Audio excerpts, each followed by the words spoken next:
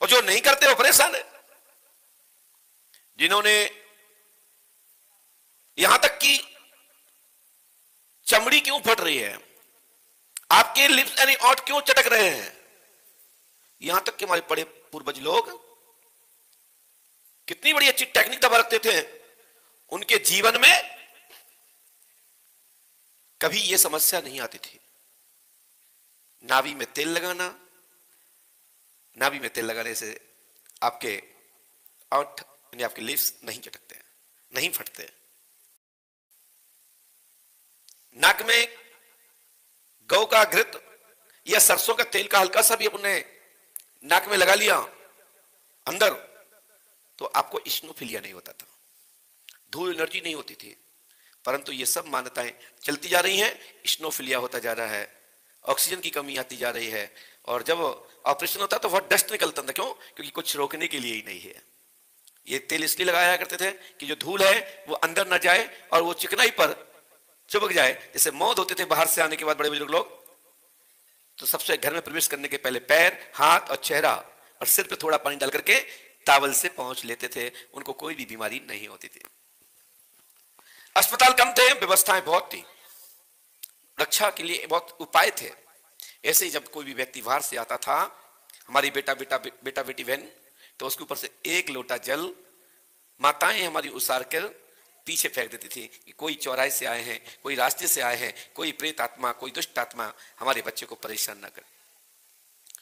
ऐसा आपने देखा होगा, कई माताएं बहनें जो गांव जाते हैं वो आज भी बहुआं बेटियां जब घर में आती हैं तो सबसे पहले देहरी पे खड़ा कर अंदर नहीं घुसने देते हैं, एक पात्र में जल लेके साफ 7 बार उसार करके 5 बार उसार करके पीछे फेंकवा देते थे कि उस पर जो भी यादा बाधा हो जल पी और तू जा। ऐसा कितने लोग करते हैं, कितने लोगों ने देखा? आपने देखा अपने गांव स्तर पे? हाँ, बहुत बहुत धन्यवाद। ये सब बहुत अलग टोटके हैं, इनमें मंत्र नहीं पढ़े जाते हैं।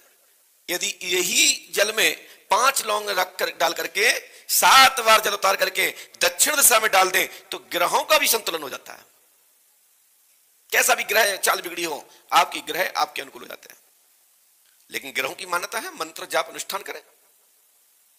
हमारे यहां ज्योतिषगण, ज्योतिषी जो होते हैं, जोशी जो ब्राह्मण है, वो इसका समाधान कर देते हैं, कुछ मंत्र का जाप कर देते हैं, अमुक ग्रह को देख करके उस ग्रह की शांति कर देते हैं। लेकिन अब नुकसान हो गया, किस्मत खराब है, क्योंकि जो ज्योतिषी के पास, ज्योतिषाचार्य के पास जाना नहीं चाहता, गणक के पास जाना नहीं चाहता।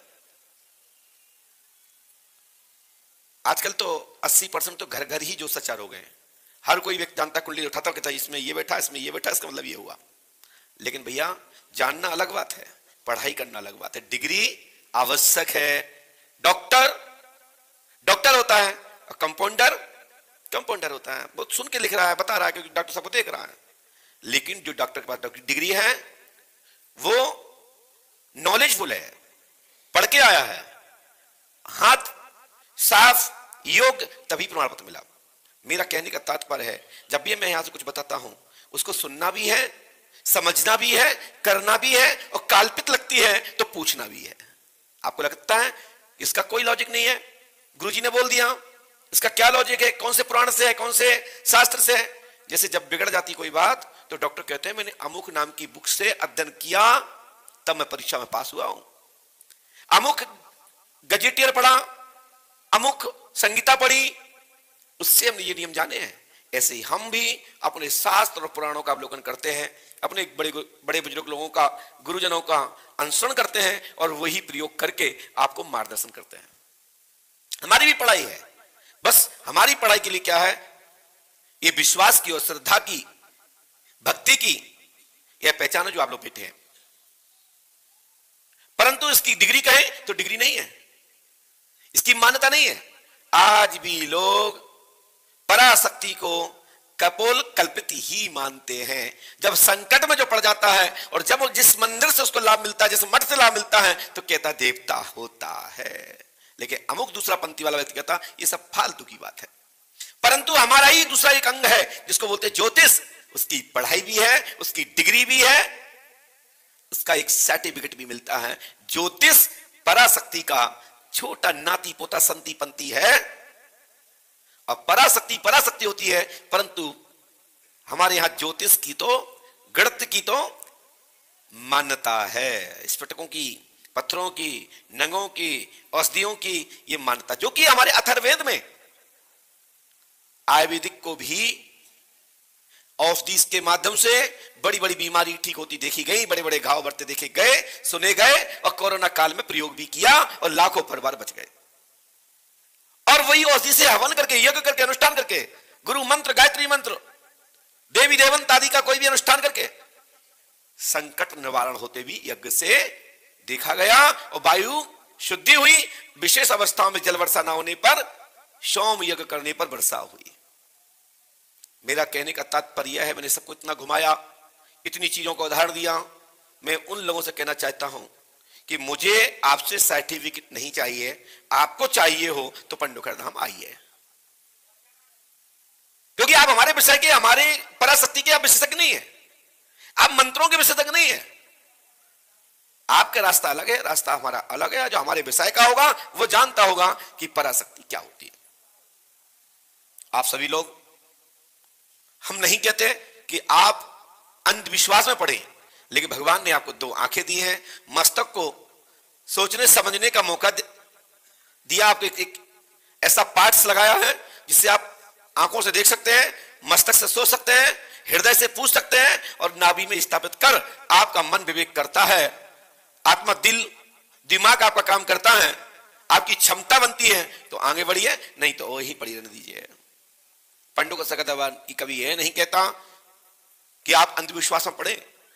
अंधविश्वास का तो हमेशा से हमारे ऋषिगण संतगण विरोध करते आए, उसका समाधान करते आए, वही मैं पंडोकर धाम की पीठ की ओर से कर रहा हूं। जो हमारे पूर्वजों ने, हमारे ऋषियों ने, हमारे महर्षियों ने, हमारे ब्राह्मणों ने, हमारे योगियों ने जो कार्य किया है वही मैं कर रहा हूं। दरबार 24 तारीख से पुनः प्रारंभ होगा, कल भी दरबार रहेगा, वीआईपी लोगों से मुलाकात करूंगा, क्योंकि हमारे कार्यक्रम पहले से ही निर्धारित हैं। तो ये घोषणा हमारी माइक के माध्यम से रहती है, टेलीविजन के माध्यम से आप तक पहुंचती है, यूट्यूब से आपके पास पहुंचती है, फेसबुक के माध्यम से आप तक पहुंचती है। बाहर होने की स्थिति में दरबार में विराम रहता है। आप सबसे एक अपील और भी है, गौ माता हम सबकी माता है, हम सबको गौ के लिए काम करना चाहिए। हमारे भारत में ऐसी कई अनेक संस्थाएं हैं जो गौ माता के लिए कार्य करती हैं, मांग कर रहे हैं।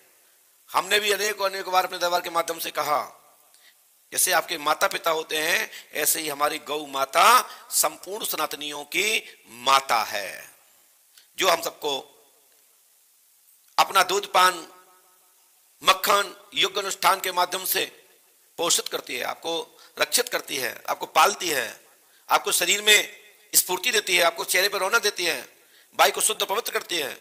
ऐसी गौ माता का भी ये भारत भूमि में, ये राम और कृष्ण की भूमि है, देवी देवताओं की भूमि है, साधना की भूमि है, ऋषियों की भूमि है, और ऋषियों की भूमि पर गौ माता का सम्मान नहीं तो क्या, कुछ नहीं, नथिंग।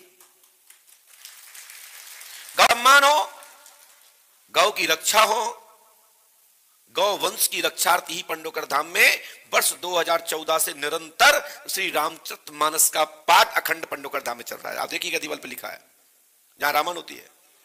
और पंडोकर धाम की पीठ की ओर से अनेक जगहों पर